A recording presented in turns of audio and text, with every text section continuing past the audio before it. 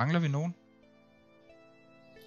Det tror jeg umiddelbart ikke. Den eneste, jeg kunne komme i tanke om, det er Anders Blum, som vi har været så heldige at få fat i. Så det bliver rigtig spændende, at I ligesom kan komme ind og høre lidt på det.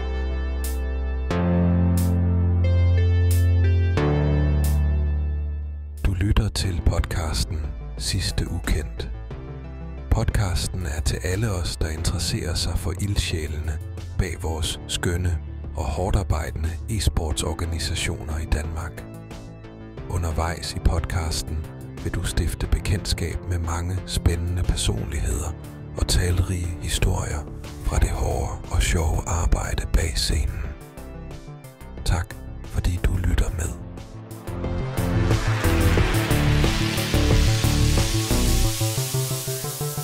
Hej, og velkommen til Sidste Ukendt. Jeg er Mads, Duality, Duelund, og med mig ved min side har jeg min medvært. Hej. Jamen, jeg er Celine, også kaldet Mylle, og så hedder jeg så Rosenlund til efternavn. Celine, hvorfor laver vi podcast? Jamen, vi laver egentlig podcast, fordi at vi godt kunne tænke sig, at det ligesom kommer lidt mere frem, at det ikke gør noget at hjælpe hinanden, blandt andet, med at komme lidt frem på den ene eller den anden måde. For eksempel, nu kommer jeg også til at have et samarbejde med din organisation, og omvendt. Så det der med, at man ikke bare skal kæmpe mod hinanden om at være, hvem er den bedste organisation eller forening, men at man reelt kan hjælpe hinanden. Det vil jeg i hvert fald sige er grundlaget bag, blandt andet. Det giver rigtig god mening, man kan sige. Så grundlaget for podcasten, det er, at vi vil rigtig gerne vise, at man kan hjælpe hinanden på kryds og på tværs i et meget, meget, meget lille og meget, meget sårbart space. Og så er der også det andet i det, at nogle af de mennesker, som tegner alle de her organisationer, som vi gerne vil have til at hjælpe hinanden noget mere, det er jo blandt andet sådan nogle som os to, Celine. Og der findes så mange interessante skikkelser og så mange interessante historier, som ikke bliver fortalt til hverdag. Så vores formål med den her podcast, det er faktisk at fortælle dig, som lytter, at der er en historie bag alle organisationer, og vi vil gerne høre så mange af dem som overhovedet muligt. Og ja, derfor så har vi lavet Sidste Ukendt. Men hvorfor er det egentlig, vi hedder Sidste Ukendt? Ja, godt spørgsmål. Der er jo sådan lidt en meta i det her podcast space med, at podcast, som er e-sportsrelateret, skal hedde noget med den e-sportsgren, de relaterer sig til. Og vores space, det er jo ligesom Counter-Strike, det er det, vi bevæger os i. Og man kan sige, Sidste Ukendt, det er jo typisk noget, man siger, når man er 3 tilbage på sit eget hold, og så har man lige dræbt 2 hurtigt i en 3 mod 3. Og så er der en eller anden, der render og løkker et sted, og der siger man jo Sidste Ukendt. Og i og med, at der findes så mange gemte historier i dansk Counter-Strike, som ikke er blevet fortalt endnu, og som bare venter på at blive fortalt, så er den sidste historie jo Sidste Ukendt. Men Celine, vi har jo lavet et samarbejde, Vendetta Gaming og Syntox imellem. Kan du fortælle lidt om, hvordan det kom i stand? Jamen, det kom egentlig i stand med, at jeg mener faktisk, at jeg lagde et Twitter-post op på min profil, og var sådan lidt, kender jeg nogen, der kan caste, fordi at det er noget Syntox i hvert fald har brug for. Jeg sidder på rigtig dårlig internet, så jeg har ikke muligheden for at gøre det særlig godt. Eller jo, det kan jeg jo nok godt, men der vil være noget lag, så derfor kunne jeg ligesom ikke få gjort så meget ud af det. Men så skrev du til mig, og så fik vi egentlig sat et møde op, hvor vi så snakkede lidt frem og tilbage. Men hvad var det så, vi blev enige om?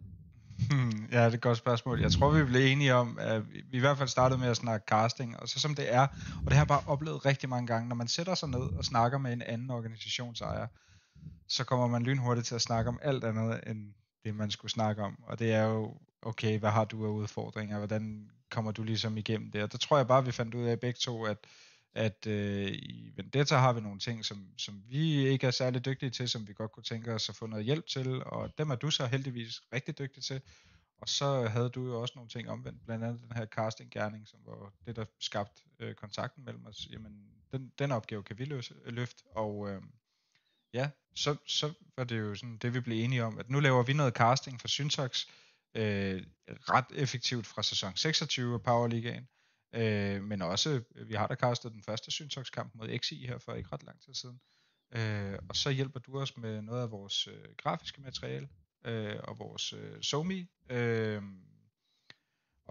Og så starter det egentlig lidt ligesom der, og så tror jeg, vi kommer til at lave et barn på hinanden med den her podcast, hvor vi har kastet os ud i det. Så nu har vi en podcast. Hvad er dine forventninger til det? Altså jeg vil sige, det kom jo lidt som en bombe for dig. Vi havde sat møde op omkring noget andet, og så kommer jeg ind og siger, vi skal have en podcast. Ja. Og det synes jeg var mega fedt, også for ligesom at lave noget andet podcastværk, hvor vi også ligesom har lidt mere fokus på organisationer, foreninger, eller bare individuelle personer. Ligesom går lidt mere i dybden med det, og snakker om de forskellige ting, så det ikke kun er det overfladiske, men det kan også være nogle af de svære ting, der er at snakke om, som vi også ligesom får ud. Det synes jeg i hvert fald er ret fedt, at vi ligesom også har den mulighed med os. Ja. Så konceptet her i podcasten, det har vi jo lige talt om. Det er jo selvfølgelig, at vi skal fortælle den sidste ukendte historie, og der vil altid være en, som er sidste ukendt. Og så er konceptet også, at dem vi interviewer, de har fået en masse af spørgsmålene på forhånd tilsendt. De har mulighed for at gå og forberede sig lidt og se, okay, hvad er I for nogle snegle, der skal interviewe mig? Og så er der altså også nogle spørgsmål, som er lidt skjulte, som vi ikke har løftet slør for. Så vi også prøver at se, om vi kan ture og være kritiske på de rigtige tidspunkter. Stille nogle svære spørgsmål, der får folk til at tænke, men også får jer derude til at tænke og overveje, eller i hvert fald få et indblik i, at der er altså mere end bare at lave en matchday poster en gang imellem på Twitter, når ens lineup spiller, til det at lave og drive en e-sportsorganisation. Der er altså også nogle ildsjæle, blandt andet dig, Celine. Jeg har jo været mega imponeret, det har jeg også sagt til dig, jeg har været mega imponeret over, hvor stor en ildsjæl du rent faktisk er. Og det skal vi huske, og det er jo konceptet bag podcasten. Så ja, jeg glæder mig sindssygt meget til det her. Det bliver sindssygt spændende. Jeg glæder mig virkelig også til at komme fuld i gang med det. Det er jo ikke en hemmelighed, at vi allerede har planlagt nogle episoder frem. Så jeg glæder mig egentlig bare allermest til, at det kommer ud, og det er offentligt, og at man ligesom også viser, at vi er sgu en venskabsklub. Ja. Så kan det være, at nogle andre får inspiration til ligesom at gøre det samme. Ja, helt sikkert, og vi skal da også sige, nu kan jeg jo sige det på dine vegne, så det ikke er for meget ananas i egen juice her, men hvis der er nogen, der har lyst til at lave noget med Syntox, så ræk dig ud til Celine. Hun er hverken farlig, og hun klæder sig varm på om vinteren, og er egentlig relativt sød mod dyr, så må ikke altså vi kunne i hvert fald finde ud af at slå pjalterne sammen, så må ikke at man også kan med andre. Og det samme, hvis man skal have streamet nogle kampe, jamen så er det jo jer, man skal gå til. Altså hvis man har idéer eller tanker om, okay, det kunne faktisk være fedt, hvis vi lige fik nogle andre ind over det, jamen så ved jeg, at døren den er også åben hos jer. Helt sikkert.